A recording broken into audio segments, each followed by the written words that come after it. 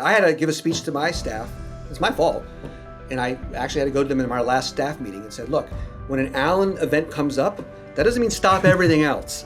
I may have something I may bring up like that, but trust me, taking care of the clients, handling our backup management, handling our portals, that's more important. Unless I specifically tell you this is an emergency, please, because I kept catching people and, they're trying to please me and they're trying to do the right thing. And then I realized I'm the problem. Stop, disrupting their workflow.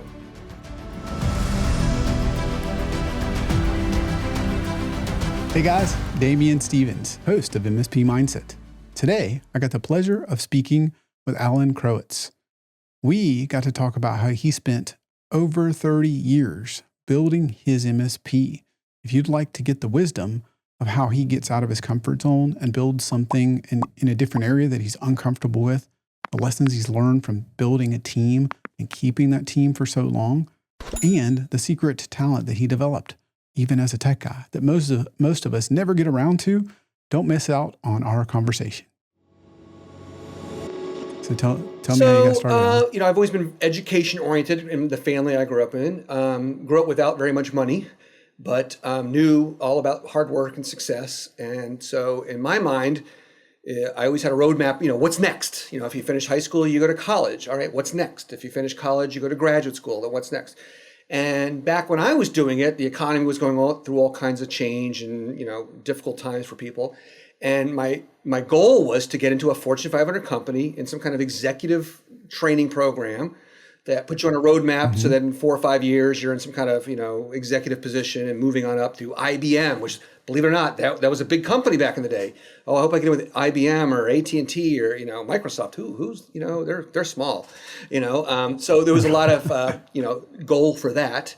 And when I got out, all the big companies were laying off. The economy was in a downward, spiral to a degree. And so I found work as in accounting. I would get a job in accounting, for example, and they would quickly see I had good skills. So I always did kind of, IT, was very fascinated by it, enjoyed it on the side, got to be good at it. And so they would quickly figure out is that, hey, I would take 3 weeks of work and get it done in one day because I would automate something as simple as Lotus 1, 2, 3, for anybody who even remembers what that is. I'd make macros and shortcuts, and I'd find out this is real repetitive. Let me see if I can, I can dump right from the accounting program. Every keys this in manually. Why don't I dump it in and then clean it up and, whatever. So next thing you know, I'm like, that's done. They're like, it's impossible that's done. And they realize, you're making things better, show other people. And of course, and I was young and naive, they weren't. They would rope me right into into the IT world. I'm like, no, I want to use IT as a turbo booster. I don't want to use it as my career. I'm a firm believer, even then, if you're in accounting and you have computer skills, you're a better accountant. If you're a lawyer and you have good computer skills, you're a better lawyer. It amplifies. Yeah. Vice versa, if you're bad in IT, it probably hurts your career to a degree. So I wanted to use it as a booster, but if I go in IT, it's no longer a booster, it's my profession. So I left, went to a financial planning firm, and real quickly, same kind of thing happened, started doing all this financial planning. I loved it, I learned a lot, I was doing really well with it. But then real quickly, wow, we really want to use some of the things you're doing in the IT world. Let's get you over there. So long story short, I had side clients. I want to say my first client was I had to give a speech in college and about computers technology or whatever it was. And someone in the class worked for a funeral home.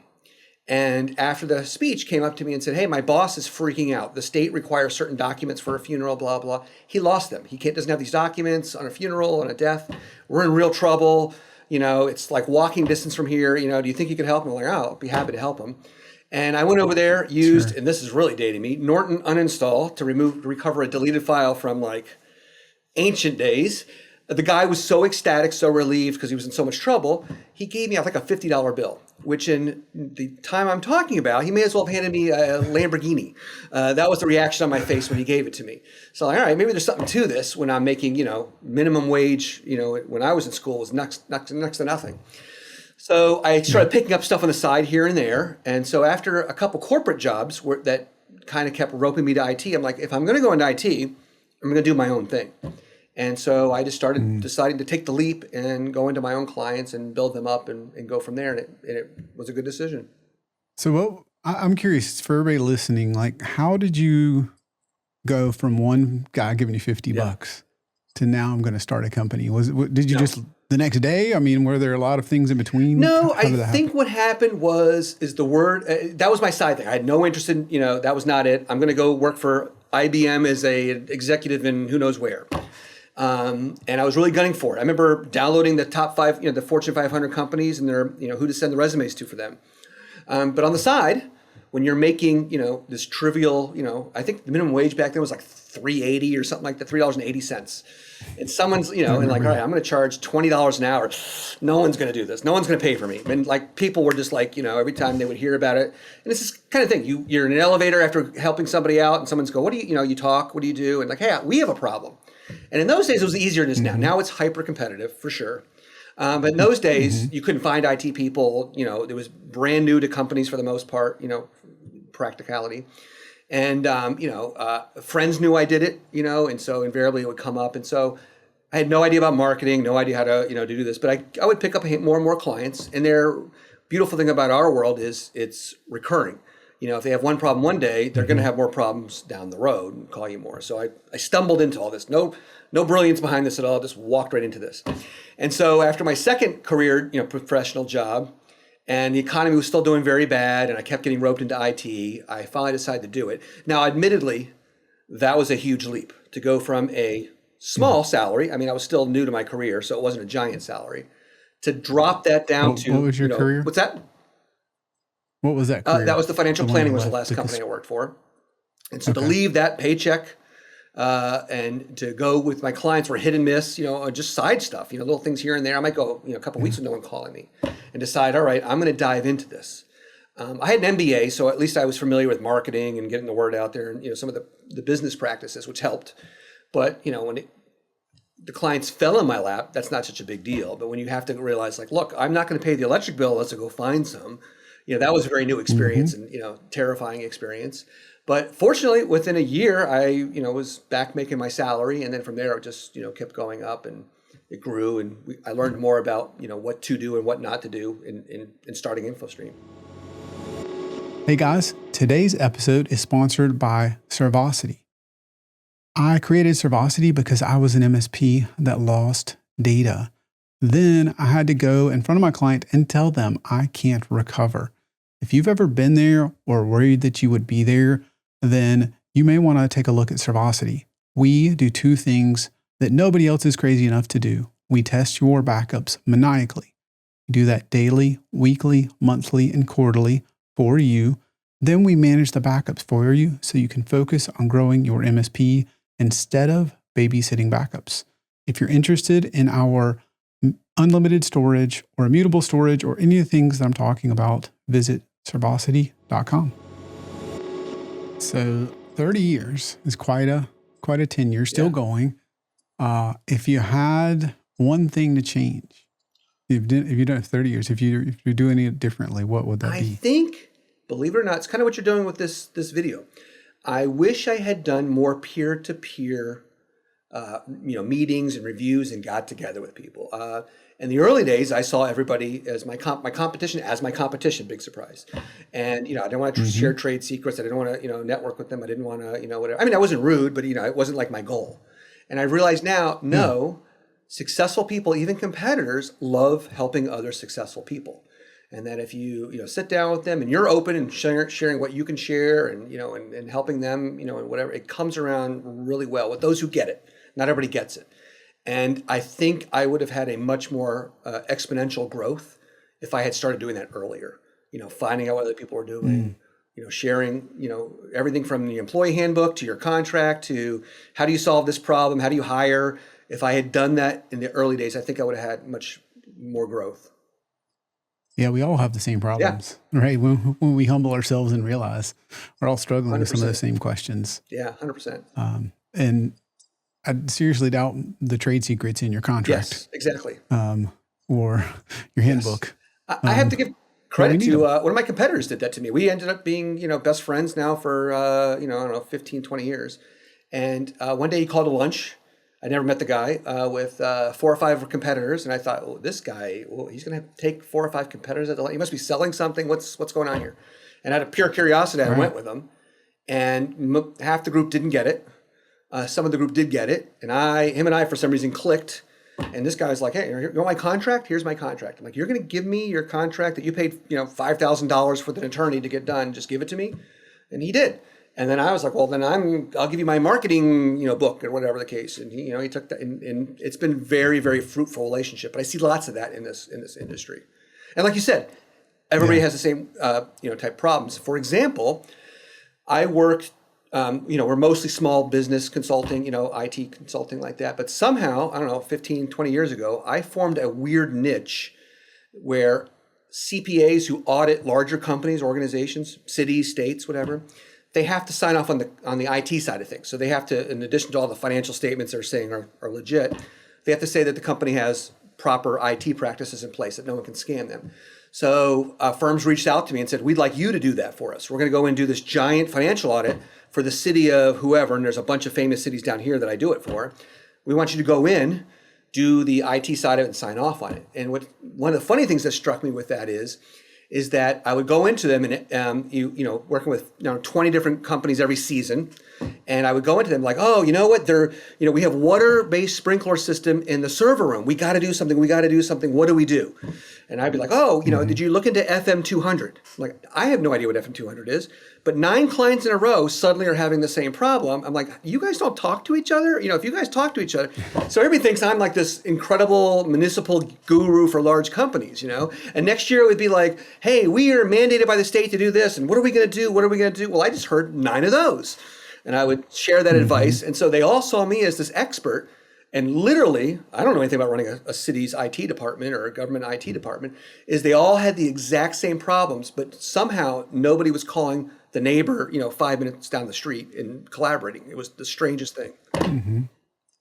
Yeah, and obviously they're not competitive, right? So there's a even more lower barrier, right? And it's funny because you can have a person in the IT world spend 6 months of, vetting 10 vendors, troubleshooting, da da da da da da. And you call them in 5 minutes, they gave you 6 months worth of, the solution that took them 6 months to get to. So why would you not do that? Absolutely. So did that lead you to narrow down the niche within any way? Not so much. I'd say over time it did. In the beginning, I was too hungry. I wanted everything. Other than residential, everybody learns that one pretty quick. You don't want to do residential work, but So no, not until much later that I, when the marketing really kind of drove that. Let's focus more on professional firms and accounting firms and things of that nature. Okay, gotcha. And related to that, I know you mentioned marketing a few times. Not that folks aren't smart, didn't go to school, but I would say a lot of folks are a little less business minded. A lot of MSP owners, more technically minded. One thing I want to ask about is you've seemed to get on your local TV stations. You seem to get out there. Tell me how you do that. That it seems like most of us haven't. Yeah, it's kind of. I think and honestly, I wish I could tell you the secret formula. I do remember something one day in some class somewhere that says, "Hey, there's 2 ways of getting media. One is you pay a fortune, and you're not seen as an authority, which is an advertisement. You're not. Everybody's skeptical of advertisements, and you pay a lot. The ideal way is if you can be on as an expert, it's free, and you have way more authority behind it. Way more people are going to listen to what you have to say." And so I did a story or two. I think they ended up reaching out to me. There wasn't a lot of IT firms. Someone reached out to me and said, "Hey, we have this breach or breaking news, and can you comment on it?" And everybody has their strengths and weaknesses. Me being in front of a camera is not a big problem for me. I have other ones though, but plenty of other ones. But yeah, I understand. Like now, I was super nervous when I started doing this, and now it's really natural. And you clearly are at ease here, but it's everybody's got their own strengths. And so, by the way, that is it. I tell people who are afraid because every now and then I'm busy, and I've given my competitors, "Hey, there's a story." They'll put your logo on the website. They'll put a link to your website. You can talk about some key things that people need to know that drives them to you. All these things for free. And a lot of people are like, "Nope, I want nothing to do with it." But as you do it, it's nothing easy, and they want to make you look good. So the news, what happened with me is I caught it once or twice, and reporters, believe it or not, are desperate for experts. So as soon as you do a decent job and help them out, whatever the case, you're going to go there and they're going to share it with all their other workers. And then after a couple of years, I stumbled on a weird situation, or maybe not even that long, maybe even within a year. there was a big breaking story, and a couple news stations called me because the word was kind of, getting out, or they saw things. And so I had like 3 news vans. It was after hours. So I said, I'll do it on the condition you come to my house. I'm not going back to the office, whatever. And I threw on some clothes. They came to my house, and there was like 3 news trucks, 1 interviewing me and 2 waiting. So the big station in town, which actually happens to do 2 different, affiliates, said to me, like, we don't want that. We don't want you on other stations. We don't want, whatever. What can we do to get you exclusive to us, kind of thing? And all I cared about was, at the time, SEO's backlinks. I want this. I want my bio on your page as your IT expert. I want a link in every article back to me. I'm like, done. That's all free? Yeah, for sure. You got it. And they've been extremely accommodating. If I talk about, the Target credit card breach, and I want to give a checklist of what businesses should know about, which is really self-promotional. Like, yeah, put the link in the article. We got you. We'll your name, your title, use it wherever you want. So it's been very, very fun. Nice. and good and interesting. The only downside to the TV stuff is they're very, very accommodating, incredibly so. Very nice people, very professional to work with. Is that when there's breaking news, they don't want to wait. So with the CrowdStrike thing that happened recently, I woke up. It was interesting. I woke up to like 8 missed text messages, missed emails, missed phone calls, I don't know what's going on, but something's not good going on. And literally they were like, how quick can we get you on the air? And I knew nothing about the problem even, that this had happened yet. That's the only downside, is that it can be fast paced. I can't tell you how many times I've been on TV in shorts with a dress shirt on, more than I've been on with dress pants, literally. Yeah. Now, nowadays, we do things remotely in a Zoom or a Teams or whatever, but you say you were on TV then. Yep. Does that mean they dispatched a reporter to your house, or did you typically go in? Even then, I don't remember doing much Zoom then. They would frequently come to me, my house or the office. It was after hours. A lot of times it wasn't unusual to have it out in front of my house. The joke in my neighborhood was that I was a serial killer because all the news vans were always in front of my house. But and then now I will say it's probably 90% Teams and Zoom, and occasionally they come to my office, maybe 5% of my office, and 5%, if there's a big thing, I'll go to the studio. So like every now and then they'll have, I remember like the Target one I mentioned earlier. Hey, we want you to come in. There's 3 half-hour news segments, 5:30 to 6, 6 to 6:30, whatever. We'd like you to come in, and we're going to have a Q&A. If anyone wants to call in, and they made it like the whole news for that day was like, this little news, then back to this Target story, little news, back to the Target story. And so I was on, live all evening. So that happens now and then. So tell me about where your business is now. Where do you need to be spending your time now, and what's the next kind of evolution? That's a very good question. So the last several years, I tried to shift my role in the company to 90% sales and marketing, only because, or 2 reasons. It's my weakness. It's like you mentioned earlier, IT people, they're very analytical. They might be very good with tech. We don't exactly have a strong reputation as public speakers and, sales type people or whatever, although they're out there. I've seen some extremely good ones out there. And so I wanted to not let that weakness hold me back. And then 2, it's what drives the business. I hate to admit it. You can be the best engineer on the planet, but if you're not getting the word out there and showing the value to people and, whatever, it's not going to go anywhere. So I've been doing that. I think I maybe, the pendulum swung a little too far. I spent so much time on that I really need to get back to more, making making sure the business is solid and prepared for growth. Amazingly, after all 3 decades, the pace of the changes in our world is faster than it's ever been. You would think back in the 80s when technology, 90s when technology was really kicking in, that would be the time. But I find now, it's much more difficult, and not just the technology, but running the business. The business world itself seems to be changing so much faster than it did even 5 years ago. Tell me more about that. I think we can all grasp with the pace of technical change. That seems like, you could talk about it, but I think that one is easy for me to understand. What's the business pace? I'm not sure exactly what it is. And I won't even go back 10 years. I'd go back even since COVID. We suddenly had the huge shift to working at home. Hiring has always been very difficult, but now it is next to impossible. And the method for vetting and keeping people is completely different. What drives people is completely different, in employees and things like that.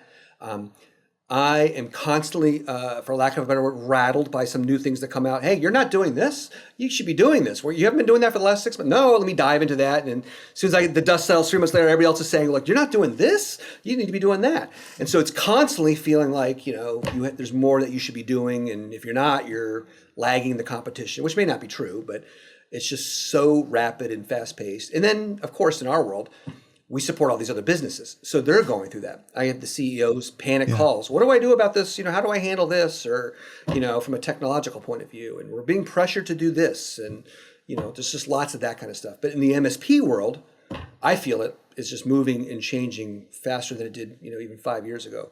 And it's certainly faster than, 10, 20 years ago, which I would have thought it'd slow down if anything, but it didn't.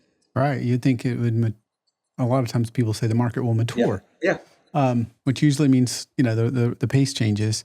So you mentioned a topic that's near and dear to my heart, which is hiring and keeping the right people. What else have you seen that you feel like is this is the new thing? This is another thing, because I can relate to several, but I'm curious what you're seeing. A bunch of them. You got obviously a very high interest in work remotely. So, I get a large number of people applying from out of state, and we do need boots on the ground here periodically. So even though the bulk of our job could be done remotely, for example, in my company, everybody works from home on Friday. Same job, same everything, whatever. But if a client's XYZ is broken, sometimes you can't fix it remotely. We need someone to run on site. So you still have to go out. So, but everybody's like, look, I want to work completely from home. Is that possible? And it can, but generally for us, it's better if we have someone more flexible. The job longevity is what kills me. In the old days, people would work, for 10, 15 years. As long as you did your part as the boss, make sure there's raises and bonuses and take care of them and give them opportunity, they're going to be loyal to you forever. In fact, one of the key criteria I had 20 years ago on my little report card for hiring people is what's their job longevity, or another bullet point was, strangely enough, have they had a bad boss? Like, hey, I was here, I got burned so badly, I don't ever want to go through that again. Which tells me if I do a good job, they'll probably stay with me. And now it is very hard to find talent that isn't job hopping so much that it's not even worth it to me. In my company, my belief is that if you leave within 1 year of being hired, I almost didn't make any money. It was worthless. I shouldn't have done it. It's not until 1 year that you start really fitting in and, and cranking out, productively. Yeah. Yeah. It takes time to ramp up. It takes time to understand your culture, your clients, your processes. 100%. Right? That's exactly it. Yeah. So would you say a lot of the is it business model change or compliance, or is it mostly just but all the different dynamics around it's people? all the dynamics around people. That's I would say the bulk of it. It's just so difficult to find, I always said even years ago in my world, the IT world, the unemployment is almost negative. This is a long time ago. You're not going to find, and the higher the level of skill you want, even more so. And it's gotten, I wouldn't have bet money it could have gotten worse. It's gotten worse. I mean, the only way I can get what I call a level 3 is to steal one, is to actively go after somebody and not even looking for someone who's dissatisfied. They're happy, they're in another job, and somehow try to lure them over to us. It's that competitive and that aggressive. You're not the only one I hear say that. Give us a sense for how many folks you have or how many you're out in a year. I'm just curious we're very how the efficient. I've been told. It's funny too, because I look at these big audits I do for these big organizations, and a little metric I started keeping for myself is the number of computers they supported divided by the IT size. So I would get an idea what the average number, so I knew if the IT department was, fatter or thinner or whatever the case is. We are very thin. We have, 7 people, full-time people, and a part-time person. And, we replace one every blue moon. I'm very good about longevity. If, by the way, you want to solve your hiring problem, don't make sure people don't leave, pay them more, whatever. I have a weird philosophy here. I read in some business journal a million years ago. The customer's not number one. The employee is, the staff member is. And if the staff members love what they do and they're happy, they're going to take care of the clients and the customers, and they're going to have that, continuity and all that. And I thought that was really weird at the time, but I completely agree with that. My staff comes before my clients, and I love my clients. And so, preventing that, those from leaving is a key role in what we're doing. So we, maybe, every couple of years we'll have someone leave, and we do grow reluctantly, but again, we're very efficient. When I talk to other MSPs, they're like, how can you support this many firms and desktops and with that few users? And, that is my strength. I may not be a marketing guru or whatever the case is, but efficiency and analytical and, simplifying things, that's, I'm going to hit that. Nice. So tell me about the biggest challenge you've had. Tell me about the biggest disaster. So that's funny you say that. Whenever we hire top level engineers, I'm looking for their PTSD moment, when they got burned. And if they haven't had it, it almost makes me a little wary of them. Has someone been through that crisis, where, everything was just not working, your plan B and plan C and plan D. So we had one of those. We have a large restaurant chain that we support, and they were buying an even larger restaurant chain. It was kind of like the guppy swallowing the whale. It was very strange.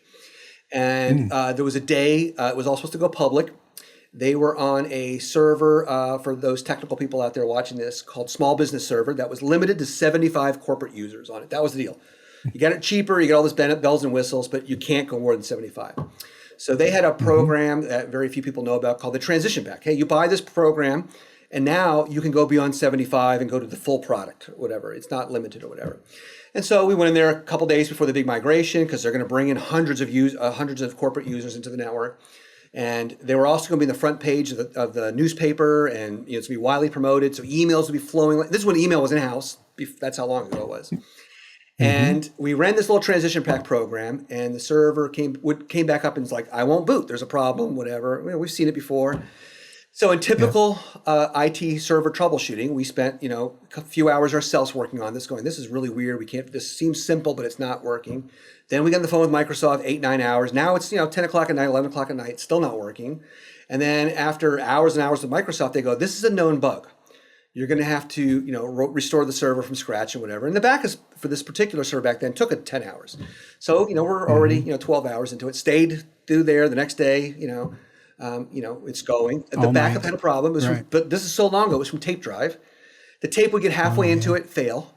But we had multiple tapes, just one after the other. It was like someone had a voodoo doll, just, stopping every, we didn't have another tape drive, just on and on. It ended up taking about 3 days before we finally got everything, whatever. And the client was amazing. I couldn't have asked for a more supportive client, because we've all been there where they're looking over your shoulder. How much longer? How much longer? How much longer?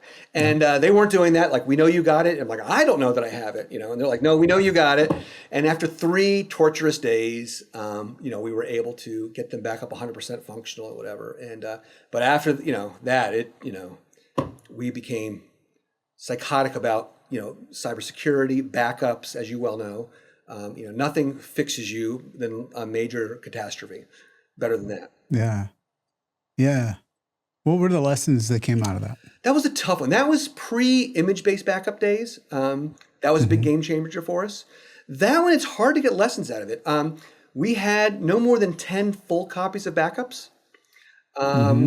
And we had just a lot of redundancy and different things in place. And even that, came into it. I think,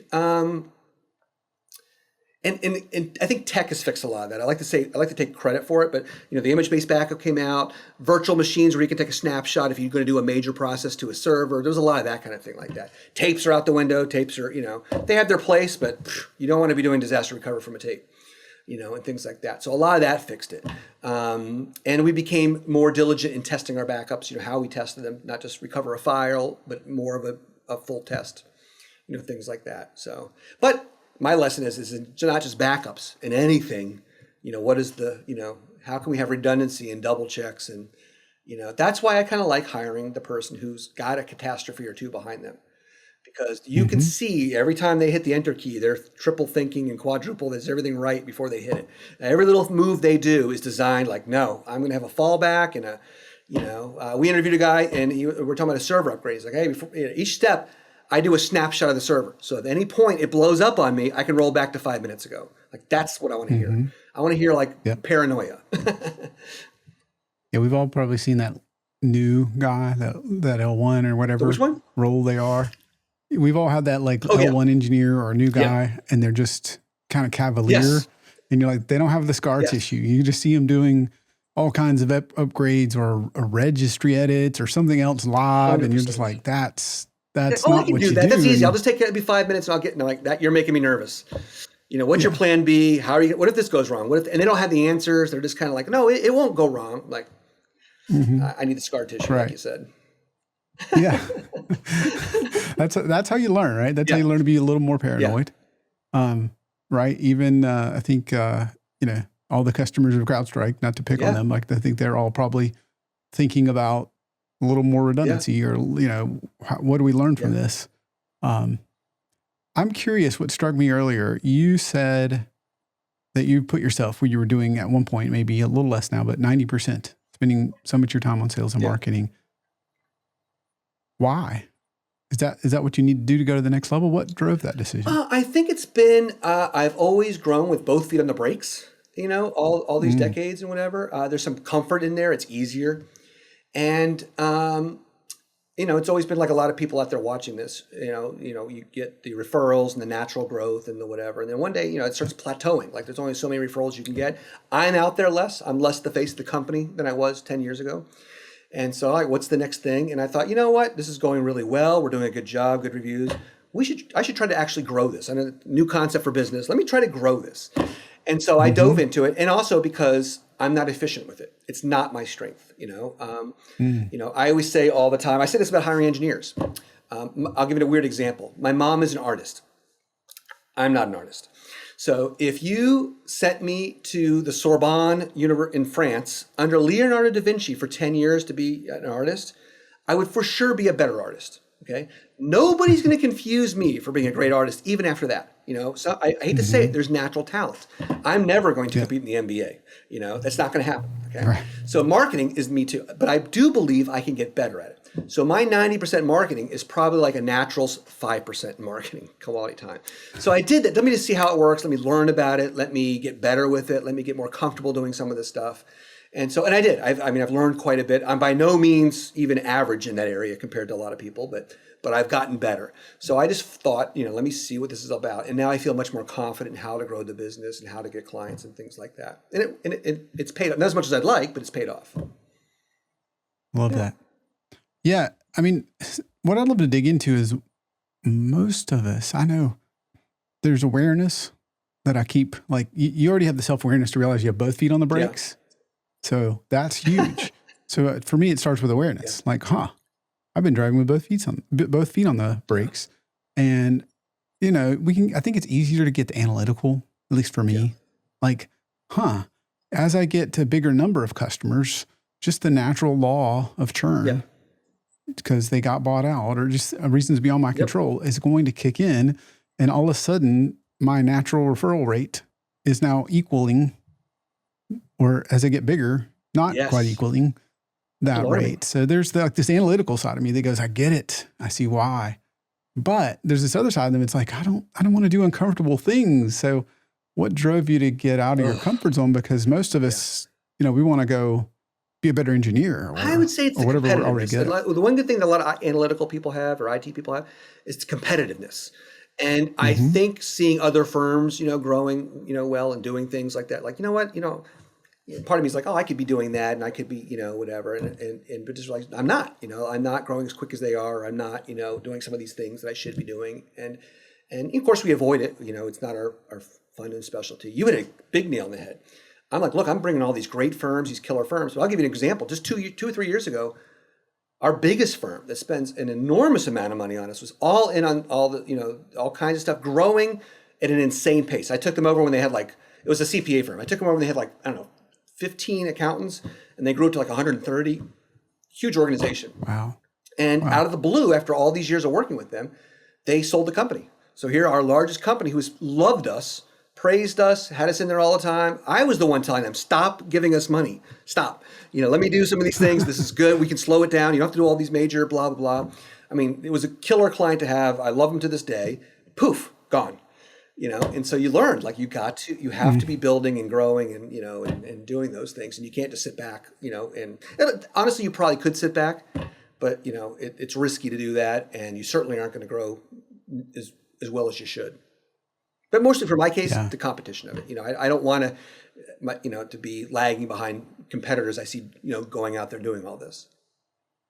So how do you know if you're hitting your goal? Is there a certain level you're trying to attain? I look more to see, for me, we tend to get people to come to us and stay with us forever. But I look more, is getting those new client, those new good clients, good referrals and stuff like that. We seem to do very well at closing most of them, that we get coming our way, which I hate to even use that word because it's, I'm not remotely, but just getting people to reach out to us, or getting in touch with those people is moved up. So I look for how often that happens. We get a new client that worked out. So that's a big deal for us. What advice do you have if I'm listening and I realize I'm in the same boat? That you're what? I'm scared. Yeah. I don't want to get into it. Marketing is not my thing. Yeah. Maybe I'm thinking of me, I've tried this and I've tried that, and I outsource this and outsource that, and the results were kind of that's funny because mediocre. If you remember our first conversation, one of the things that I thought was really amazing, because again, I'm a newbie to this, but I study it very, very hard, is I thought you guys had the most powerful homepage I've ever seen. I'm always looking for, there's a great newsletter, Harry's marketing newsletter, and he shows like, the ad was like this, and here's what we did to change the ad. All these. Every month he sent out this newsletter, and he's got these little. And he's right. The punch of these little sayings and ads, or homepages, or flyers, or whatever. It's like way better. These little subtle changes. And yours hit me like a ton of bricks. And I remember, even as much as I was interested in the product, I'm like, this guy has been around IT people. This hits me in the heart. What you had on your homepage at the time. And so what I would encourage people to do is, at a minimum, set a time budget up.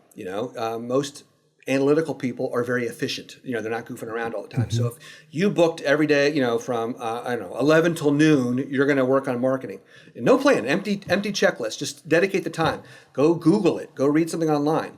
And then the other thing I'd really recommend is find a peer group. If your direct competitor is local, then see if you can find other people doing what you do out of state or out of the area. Who can you work with? And what's working for you, what's not working for you. Join some of the organizations that might, be more open to sharing the data. But if nothing else, if you set aside a block of time, maybe start with an hour, work up to 2 hours, work up to 3 hours, and just research it. What's an effective way to sell this service or promote this service or get out there. And the other scary thing is, and I don't mean to be the downer here, is I was always looking for the holy grail. I had read a long time ago that beer companies and soda companies found out that, hey, for every dollar we spend in advertising on a Super Bowl ad or whatever, we get back $1.10, let's say. So if you spend $1, why not spend $100 million to get back $110 million? It's a simple formula. Find that formula. So that was my holy grail goal for a while. It's like, what is it? Is it SEO? Is it direct mail? Is it telephone? Whatever it is. Blah blah. Let me find that, and then whatever it is, I'm just gonna keep turning it up until my budget's $100 million and I'm making $1 billion, whatever. What I've discovered is, and this makes no logical sense, and I know I'm analytical, your viewers are probably analytical, every single thing I found, you spend $1, you get less back than you put in it. But you can't not do it. And that's probably not completely accurate. But if I would spend $1,000 on a direct mail campaign, it would be hard to get even one client to fund that 1,000 or 10,000 or whatever the magic number is. But it's a momentum thing. The more things you have in the fire, the more you do, it does eventually pay an ROI on it. So over 30 years, what would you say is your biggest lesson learned? Ooh, that's a good question. I would say is the peer thing. I honestly think that the biggest thing I can recommend is networking with your competition, as insane as that sounds. And if you can't directly do it or can't find them, then go look outside your area or another country or get involved with an association or something. What are people doing? What's working? What's not working? What's coming? And I saw it. Like I mentioned, I would do these audits for all these cities that are not competitors, and they're all minutes away from each other. And every year there was a new problem that they were losing their mind out of, spending tons of money on. I remember having one firm come to me and go, "Look, we'll pay you $100,000 if you can help us coach us through this, this problem." I'm like, I feel terrible, but I'm like, I can call the guy down the street in 10 minutes, have this answer. Why are you? Yeah. Let's interview these 10 vendors and put them through this vetting process. And there's 10 other companies within a little tiny radius doing the exact same thing. Why don't you guys get together and have a better solution, Even now, I don't, you're in the backup world. And I don't even care what the technically best one is. I want to know what all my peers are using, because and then I can hire people that can support it. I know it's been vetted 800 different ways. I know it's been through the ups and downs. The support's there. If they all love the company or hate the company, or I know. So, maybe one product's, we take over clients. They might have a product possibly that's better than what we're using by a little bit. I still insist they go to our product because we vetted it. We know it forward and backwards. Other people have vetted it, whatever. And odds are the other program probably isn't really better anyway. Yeah. It's usually there's a lot to say with the operation 100%. of what you're doing there. Yeah. Right. So, just because a particular tool is better, it might not be good in my hands. That's why I use Dell. I don't know if Dell's the cheapest. I couldn't answer that question. I don't know if Dell's better at servers. I can't answer that question. The reason I use Dell, and this is personal preference, a lot of people out there hate Dell, is because I don't have a problem. Doesn't matter what happens, doesn't matter what goes on, they're on it. We do a lot of business through Dell. But, every blue moon we have a weird issue. I don't have to, worry about how it's going to be taken care of and the client will be happy and whatever. It's going to be taken care of. And so that's why I use them. So you're big on relationship with your clients. Let me ask you this, because I get MSPs that ask me this. Yeah, but they can just go online and get a price that's the same. And then they're asking me, why am I charging them a penny more? Yeah. But I've spent, 4 hours specing the system because they don't know they needed hot swap power supplies or, 4-hour on-site or whatever it is. So how do you handle that? So I saw that come in the early days. When the MSP world kind of started kicking off, the flat monthly rate, whatever, not everybody, the smart people were worried, hey, this could be commoditized. We don't want to be IT for a price because then everybody's going to be what's the lowest price. And you really got to focus on what your, what your bundle has, what you're having and stuff like that. The other weird thing that works for me, and I can't say it works for other people, is I've been lucky enough that I'm usually too busy and I have a hard time finding quality people to work for us, so that I'm almost always on the verge of having too many clients. And because of that, I've discovered it's the weirdest thing. When I am like to the point where I almost don't care if you come on board or not. Let me help you. Let me tell you, and by the way, I'm the anti-salesperson, the anti-MBA. I will tell you reasons why we're not as good as what you're doing and why we're better. There's some downsides. We're talking to a client right now. They have an in-house IT person who's, twiddling their fingers 35, hours a week, and they do a couple things, whatever. And look, we're looking at blah, blah, blah. I'm like, look, you've got no cybersecurity. You got this, there's the sales pitch. You're way behind on all this different stuff. You got some real concerns there, blah, blah, blah, whatever. Here's the downside. Yes, we're fast. If you call in, we will get you help right away. Sometimes it might require us, cables unplugged. We have to go out there and see why you can't get to work. This guy's 10 feet away. So he is going to be faster and he is going to be right there, but he's missing all this. And then what I've also found is the more I say no to clients, it's the strangest formula. I'm going to write a business book about this. The more I'm like, well, I really appreciate your time. Thank you. If it's not a good fit, it's not a good fit. Here's how we see things. And I know you found something cheaper, but I don't want to support that because I have these concerns, and we standardize so that it's rock solid and da da da da. And the more I say no, the more they suddenly went from we're looking at 3 other vendors to no, we're only looking at you to no, we want to sign the paper today. How quick can you get it to us? And I've had the opposite. The few times we've been slow and I start lowering my standards, I'm gonna be a little more aggressive. And they can sense I'm chasing them. Oh yeah, we can send them out there today to help you. And the more you can just feel them back off. And so it's strange if I see someone shopping around based on price or the wrong solution. I'll tell them why. Do your thing. 6 months if it doesn't work out, just don't forget me. Here's why I think here's what I think you're gonna expect. And the more I say no, it seems like they see that I don't know, maybe I'm being honest or that I know what I'm talking. I don't know what it is, but it seems to work well. Yeah. There's something about that different energy. Yeah. And maybe the ability to say no. And I know that when you're hungry, like when you're first getting started, I don't know about you, but I was like, I'll install your server and mop the floor. I'll throw it in, no big deal. No, especially when you're coming from am I going to pay the mortgage or not? I remember I took a 1-hour job in Miami, which is about, 65, 70 minutes away.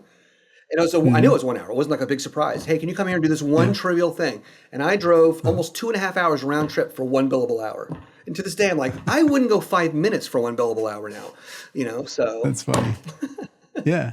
Different levels of desperation. Yeah. Speaking of that, what do you think is a common myth about running an MSP that you think would be good to debunk? Yeah, I would say the mousetrap one. If just because you're a better engineer, a smarter engineer, better with technology, that ain't squat.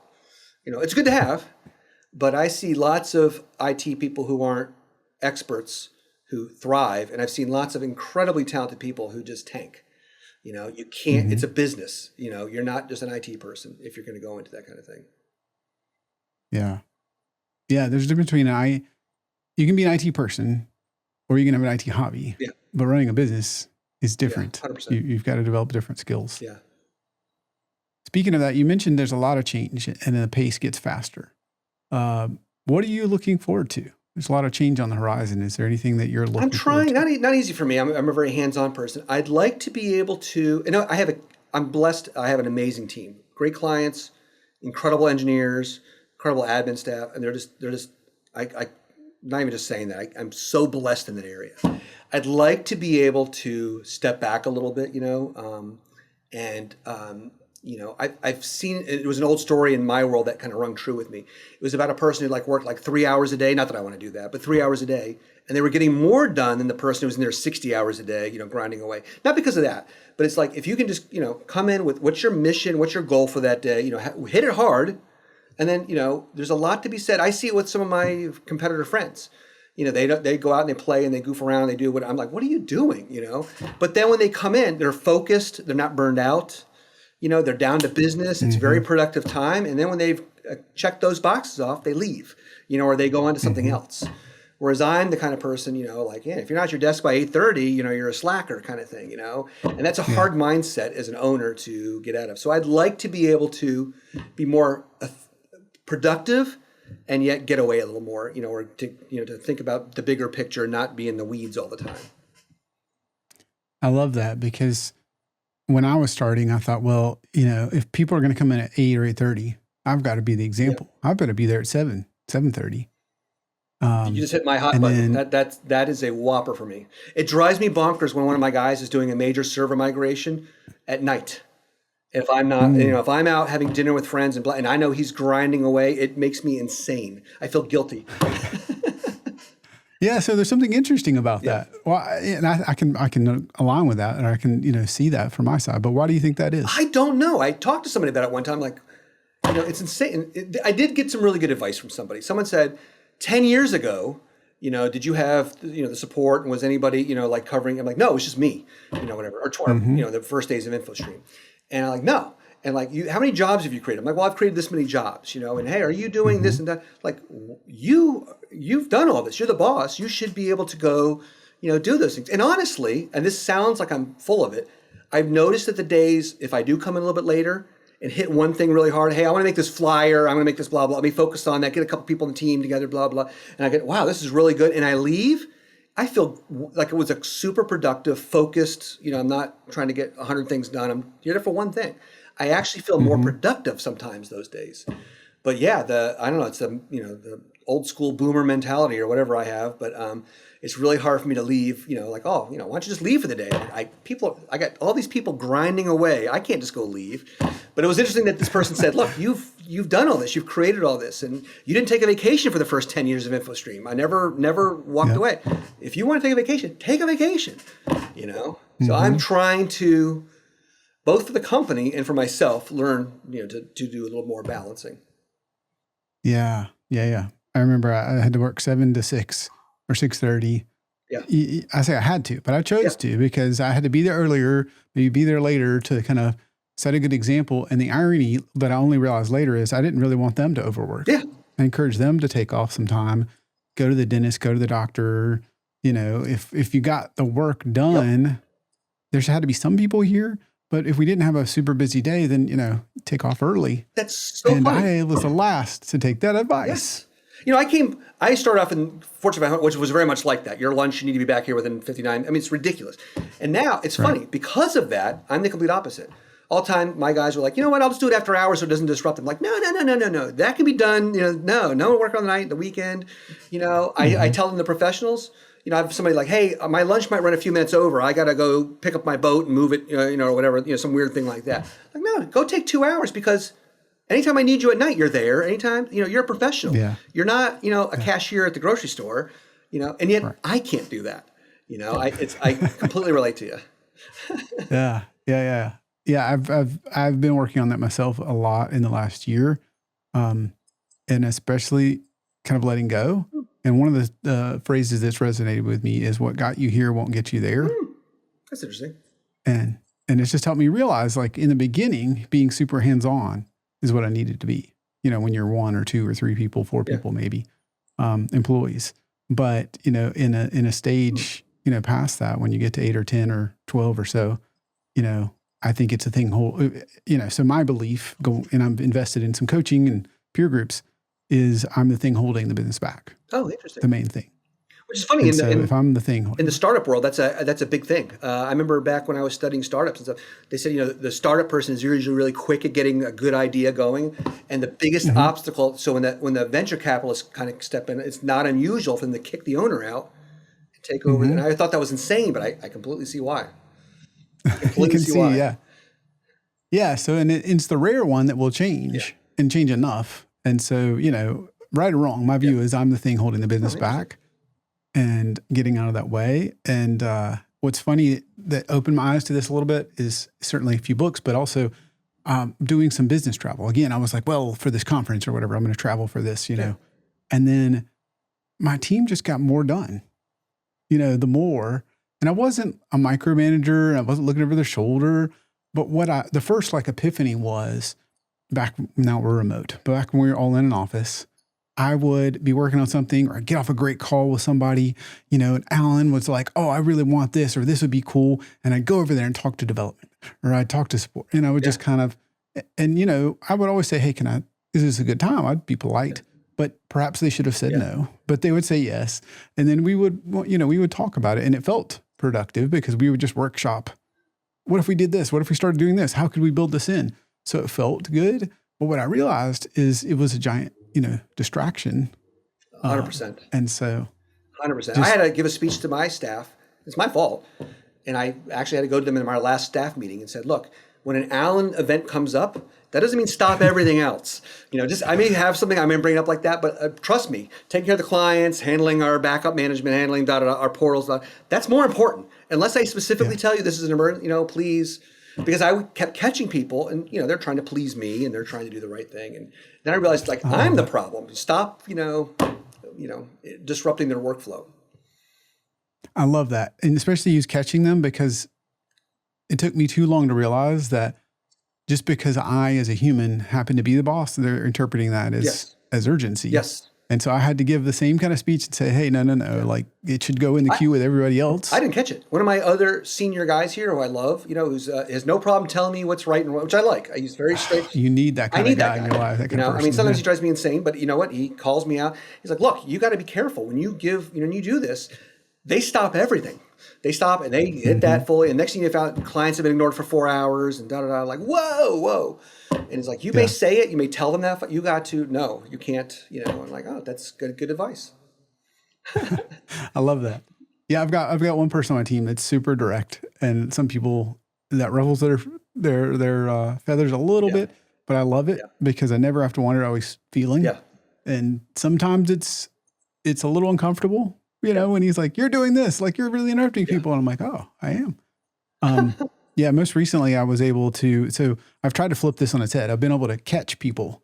And what I mean is that the two most recent ones is I've quote unquote, caught somebody sending back, emails or messages on whatever you use, Teams or Slack, in the evening when there was no emergency.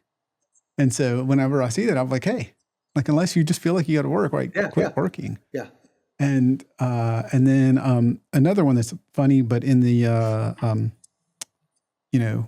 remote work from home, sometime hybrid. Somebody bought, it wasn't a computer, it was like an extra device to be more productive. And then they had been getting more done. That's how I realized. And then I was just talking to them. I'm like, you're just really getting things done. And this is happening.